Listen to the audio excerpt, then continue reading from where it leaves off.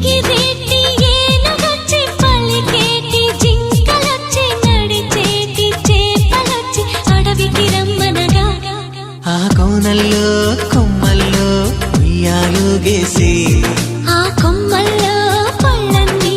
రుచి చూసి ఆ పళ్ళల్లో మైకంతో మోహం కమ్మేసి చలిగా గిలిగా తొలిగా త్వరగా అటుగా ఇటుగా మరి నువ్వే నాకు ముద్దిస్తావని తడివేదాలు ముద్రిస్తావని నమ్మడానికి ఎంత బాగుందో నీకోసం రెక్కల గుర్రం ఎక్కి వస్తానని పగడపు దీవికి నిన్నే నేను తీసుకెళ్తానని